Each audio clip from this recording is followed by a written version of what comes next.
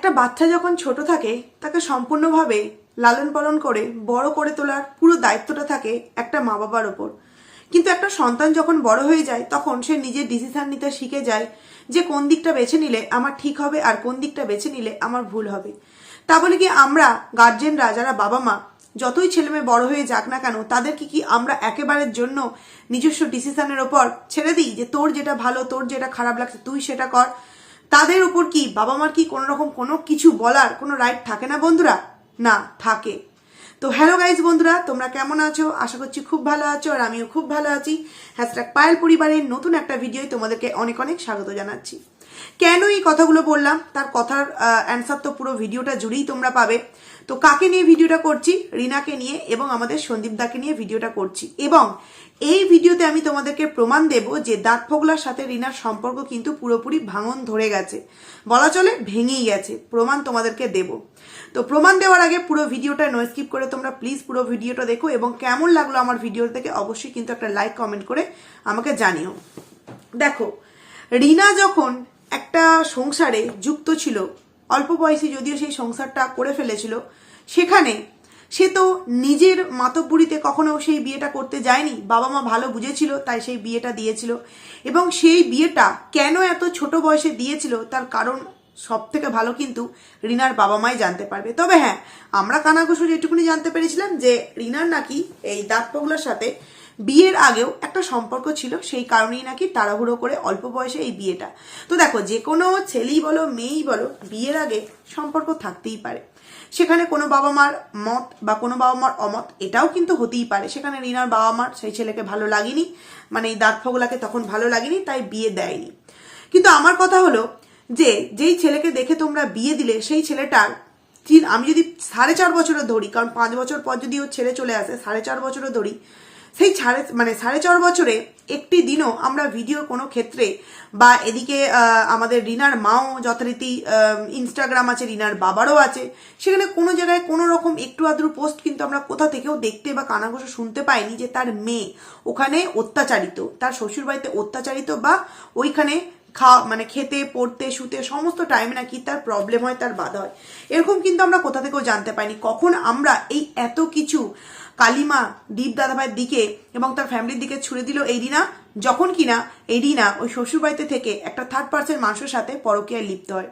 তাহলে আমরা প্রত্যেকেই বুঝতে পারি যে এই যে এত এত ব্লেম, এত এত দোষ শুধুমাত্র থার্ড পার্সনকে নিজের জীবনে আনার জন্য এবং সেই থার্ড পার্সনের সাথে সারাটা জীবন কাটাবার জন্যই কিন্তু এই সন্দীপদার উপর এত এত ব্লেম বা এত এত কারসাদি কিন্তু করা হয়েছে।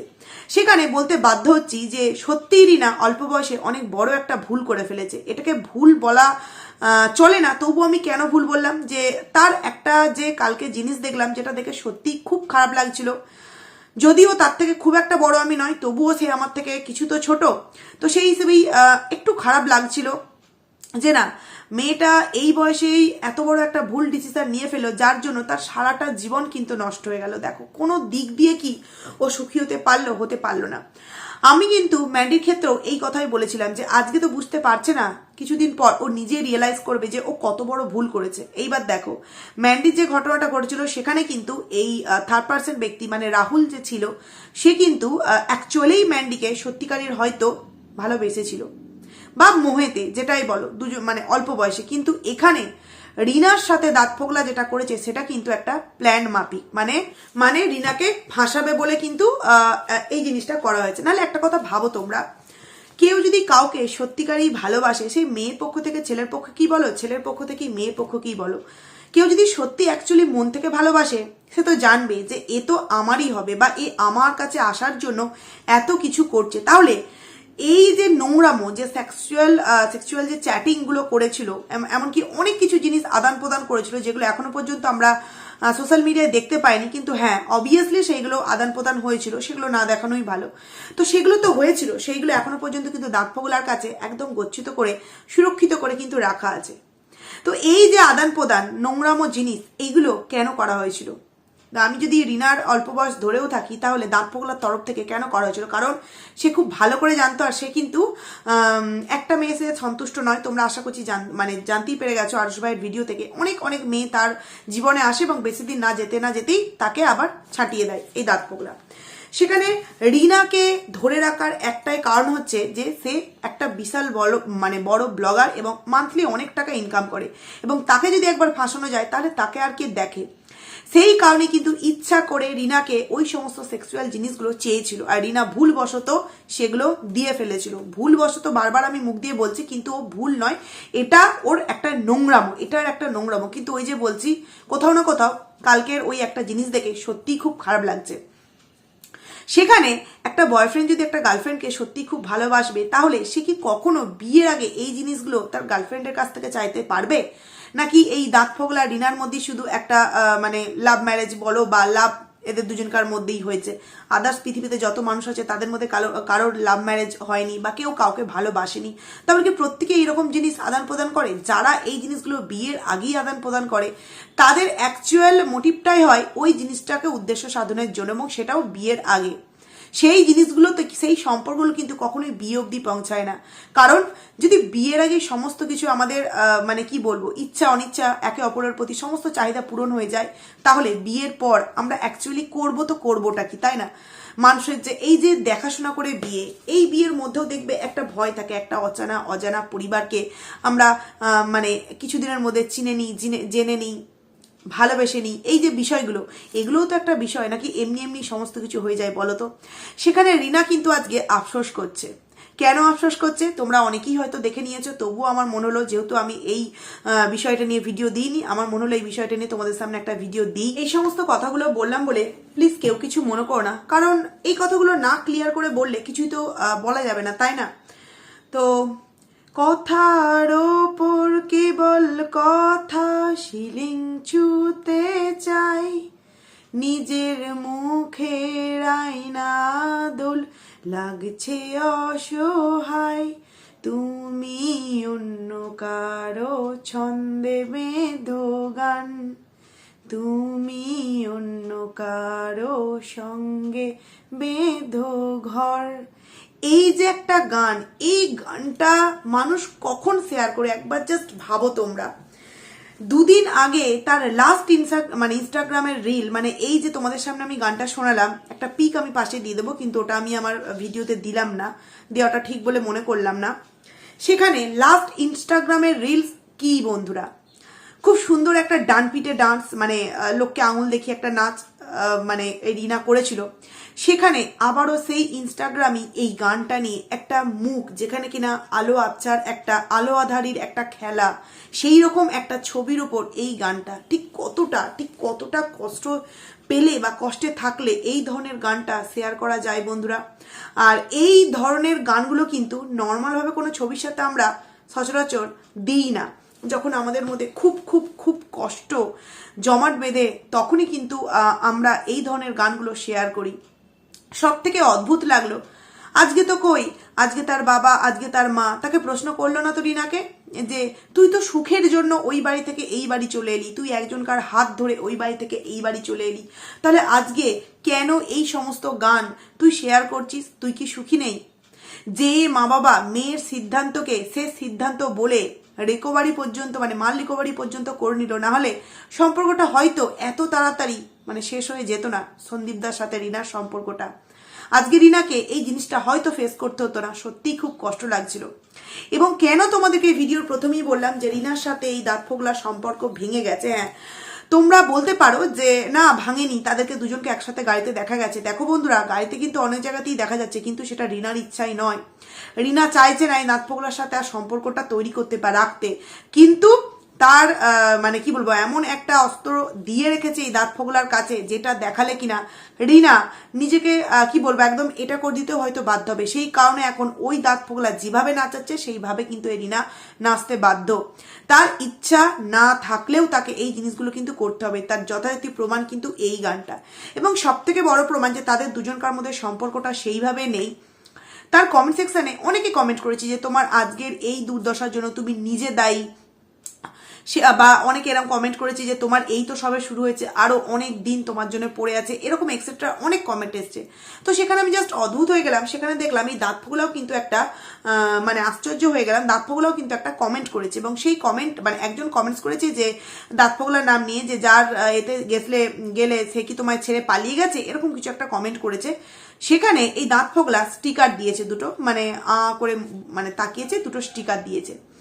আমার প্রশ্ন হলো, রিনা কিন্তু বেশিরভাগ কমেন্টসে, ইনস্টাগ্রামের কমেন্টসে লাভ রিয়াক্ট দিয়েছে। কোন কমেন্ট? যেখানে রিনাকে বলা হয়েছে তুমি কষ্ট পেও না, তোমার একদিন ঠিক মানে ভালো দিন আসবে, ভগবান তোমার উপর একদিন ঠিক না ঠিক মুখ চাইবেন তোমার উপর, বা যেখানে ওকে সুন্দর লাগছে, মুখটা খুব সুন্দর লাগছে, এই ধরনের কমেন্টস যারা করেছে তাদেরকে প্রত্যেকে কিন্তু লাভ রিয়াক্ট দিয়েছে।